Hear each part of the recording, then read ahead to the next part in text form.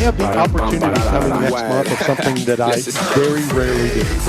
Whether I go to this event or not, whether I go to it as media or to go, which doesn't happen too often, this will be one of the first times I'm going rooting. Is it Father's Day? I'm going to go root. I'm going to go root for our guest today. Okay. As he slowly walks in, you keep your eyes straight. Okay, I'm looking straight. I'm not even looking. This is your soon-to-be BKFC world champion. BKFC world champion. Okay. Any thoughts before he sits down? I have no idea. Take a guess. Well, you said heavyweight, right? I didn't say heavyweight. Oh, well, damn. I have no clue. I have no idea. Come on. Oh, hell. Captain Deadpool in the house. Played that up. He had a little beat of consideration. I was thinking heavyweight. I was like, who's in town? I didn't see anybody check in at the airport. I was doing Uber and no one got in my car that I recognized. Jared Warren hanging out here for a little bit today. What's up, buddy? What's up, fellas? Thanks for having me. Yeah, let's make sure everybody's turned on. There we go. Had I known you were coming, I would have dressed nicer.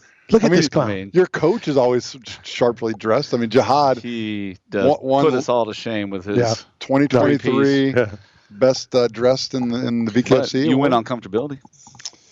I mean, it's also practical. I mean, if I need to go into a boxing ring, I could walk to the ring in a robe. As long as you have something underneath. You're wearing shorts, right? No. don't go. No, that's a different program, son. What did I walk into? Well, you've been in a fraternity long enough. You know how it works. I think he's headed to that male bathhouse here after the show. So, how you been? What's new? What's going on? Everything's been good, man. Just staying steady. I still work my days at the fire department. Try and work out at least once a day while I'm there. Calls permitting, and then on my days off, do 2-a-days every day. Just kill it, man. Just live that kind of boring but necessary grind, eat, work, sleep, work out, and just repeat. What is the main thing, and I want to ask you some firehouse questions here in a second, that I've learned watching Chicago Fire. So, seriously, I mean, this is some serious stuff. But when you work out 2-a-days, is the main thing for cardio? I mean, it can't be fighting, punching, right? Is it more just cardio? Conditioning. Yeah, I mean, when I'm there, when I do it at the fire department, it's almost strictly just jump rope. I mean, it's something I can do quick, easy, doesn't require but one piece of equipment, can knock it out real hard in 30 minutes, and I'm good, And then, and then on the other days, just I go to the regular gym, do strength and conditioning stuff in the early part of the day, and then nighttime's always boxing, technique, mitts, all that stuff. Let's real quickly, a couple of things I want to ask you about the firehouse. And again, sometimes we don't realize what life is at the firehouse or what life is as a fireman. Everybody says, oh, we respect. And I honestly think that, no, I'm going to lie, is, they respect the uniform, they respect, but they don't know. They don't know what you do. And a lot of times I'll ask, my grandfather was a cop, and I asked him about the cop shows. He hates them. Do you dislike the fire TV shows, the fire movies, whatever? No, I didn't mention Chicago Fire, but the show that's most realistic related to the fire department is Tacoma FD. If you've ever seen that, it's on Netflix now. I think some other ones, but it's the same crew that did Super Troopers and Beer Fest and all that stuff. That whole group of guys. Nice. And it's freaking hilarious and. It's more realistic. They're always playing pranks on each other and doing stupid shit at the. He said ship. He said ship. He's fine. He's gonna be a world champion. Yeah. Let him say what he wants. Each other and doing stupid shit at the. He said ship. He said ship. He's fine. He's gonna be a world champion. Let him say what he wants. Stupid things at the department. That's most realistic. But speaking of stupid, how come you don't have a mustache? That's pretty stupid. You can't be a firefighter with no mustache. I still want to get laid. That's why I can't. I mean, could you show up to an accident scene and you don't have a mustache? I'm not letting you touch me. If it wasn't for the fire department, I would have a beard year round. And I was going to bring that up. People don't know why firemen can't, a lot of people don't understand why firemen can't have beards. And it makes sense, but you don't think about it. And I've learned that from Chicago Fire, from some of these, because of the mask. It needs to be able to fit your face if you're going to go into a fire situation. That's the reason? That's what it is. Yeah, they say that if you're not clean shaven, that it won't seal properly across the jaw. Oh, wow. Which is kind of true, but I think it's I think they do it for an excuse to make us stay clean cut looking because they're just like anybody who scuba dives, there's scuba, which is self-contained underwater breathing apparatus. We use a SCBA, so it's the same thing, but it's not built for underwater. But they're positive pressure. So like if it got bumped while I'm wearing it, air is going to be pushing out, so that way smoke can't get in. So realistically, we probably could get away just fine with having a beard, but they want us to look clean, so that's their on-paper excuse. Okay. And we all have to go with it. And I would assume that you don't want to take the chance that that's only a fallacy, that it's true. So yeah, I mean, I would try it if we were allowed to have beards, but it ain't gonna happen, not in my lifetime. Huh. All right. But that's that's how it's been. Because like during COVID, that paper mask, it really is sealed correctly. I had a beard during COVID. I survived. Yeah, so exactly. I think you just be yourself, Jared. Say what you want, do what you want. When you're a world champ, you get to do that, right? I wish. What's the first thing you do with the belt when you have it? When it's yours? Remember FCC, so you can't say certain things. Where's the first thing you go with it? What's the first thing you do with it? Well, there's nothing more fun than an after party when all the stress and everything's gone, everything's finished, and you can finally relax and just going out to whatever's closest. Which this one's going to be at the Hard Rock down in Hollywood, so I'm sure we're going to stick around at one of the local bars there. Everybody have some drinks, have a good time. I'm sure I'll be carrying it around then because it's brand new. But other than that, it's gonna be a nice thing on the wall to have and bring with me here and there for little events. But hide it under the bed like Matt Hughes did.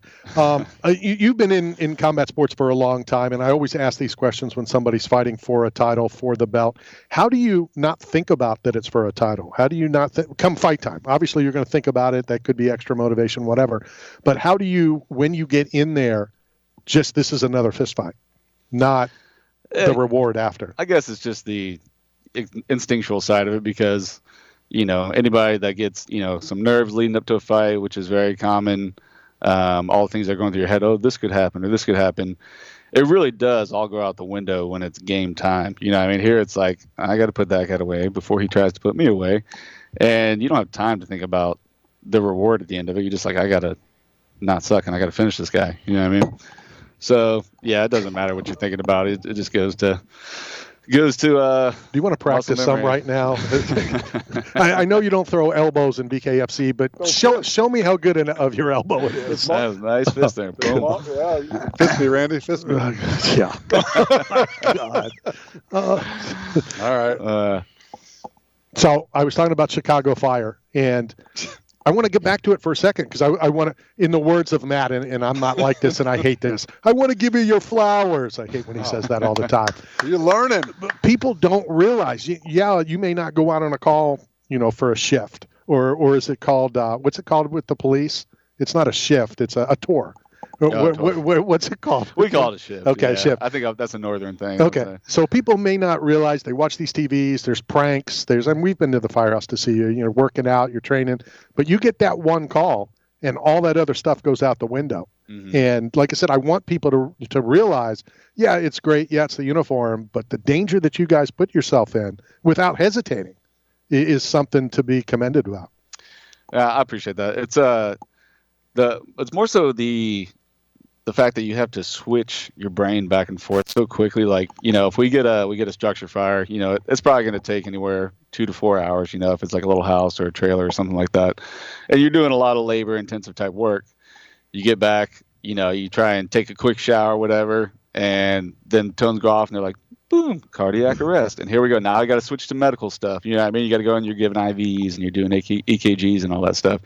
And it's just the fact of wearing a lot of hats. You know what I mean? And it doesn't matter if you're tired from the call that you just got done with. You better have your crap together and be ready to work on the next person. Mm-hmm. So when you win the title next month, are you going to have to do the same thing that Stipe has done, still clean the bathrooms and still all that kind of stuff? Yeah, well, I said it before. I got 14 years on the department. So even though everybody always chips and helps, realistically, it's usually the newer guys that are going to be doing kind of those, mundane type things like cleaning toilets and taking out the trash. That being said, if they had some kind of other important task and need to be done, yeah, I would still be doing it. But most of the time, we kind of, let everybody play their role. And as you move up the ranks, you kind of don't have to do that stuff as often. What's the story that I see firemen in Publix like every day? Do you guys go shopping every day? Oh, absolutely. Yeah, because we're we're in a separate house for 24 hours. You know what I mean? That's your place. That's where you shower, cook, eat, sleep, everything. So, I mean, you're just pretty much going to a dorm, a home away from home. So, yeah, we do shop. And one thing that I'm finding is not commonly known is we pay for our own food. Do you really? Absolutely. That I did not know. 100%. Really? Yeah, every day we all, the typical is if we all chip in $20, if you're buying as a group and you're cooking it, that usually covers you for lunch and dinner. But I've actually had it to where, I'm not going to say it's often, but I've had it to where people come up to us to a store, let's say we decide we're going to have a steak day, whatever. So they see it in our cart and they're like, wow, good to know what my taxpayer dollars are going towards. I'm like, actually, it's not. This is coming out of our own pocket. No, we have to pay for our own food. That is crazy. I never knew that. I had no idea. 100%. And this is nationwide. This isn't just my department. This is everybody. You pay for your own food every day. I'm bothered by that. So is it hard to find the coupons when you have your outfit on and you got a pocket full of coupons with big gloves on and you're the fanny pack. Through the mask? Yeah. The fanny pack. So I keep them on the phone. Can you scan this, please? That and a lot of little tidbits that people don't know. I guess their way of saving a buck is once a week is yard day. And we're out there. We mow our own lawns at the station. We weed eat. We do all that stuff. And they think that we have crews that come and do this. Right. But the county's like, why would we pay another crew? And we can just have a crew that's already there. You know what I mean? So we'll be doing that. Mowing, getting all dirty and stuff. And then in comes that call. You know what I mean? Like, oh, gotta throw the weed whacker off to the side and go jump in the truck. So is the fire department city, county, state? What is it? They're typically broken up into city and counties. Okay. So I would have assumed, obviously I'm wrong because you just said it, the city would have sent their city, the guys that do all the yard stuff for the city. That would be nice. That's what I would have thought. And I'm okay to a certain extent with you guys doing the lawn portion. I'm bothered that you guys have to go pay for your own food when you're there for such a long period. If it's a typical 4 or 6 hours, I would get it if you're hungry, whatever. Yeah. But you're there, 24 hours? Yeah, 24-hour shifts. And, it doesn't bother me. If I was off that day, I would be paying to eat food. No. Anyways. Sure. But yeah, it is a common thing that people don't know for some reason. But wow. Interesting. Bottom of the hour. Let's hit a break. Hanging out with your soon-to-be, and I don't want to jinx anything, your soon-to-be BKFC champion. I cannot wait. I will be there. Steve will be there. We will be hanging it out. We just got to decide, are we there as media or are we there as fans? Oh, you won't do the fan experience. You won't park in general public parking. Well, walk through the ticket style, wait in line.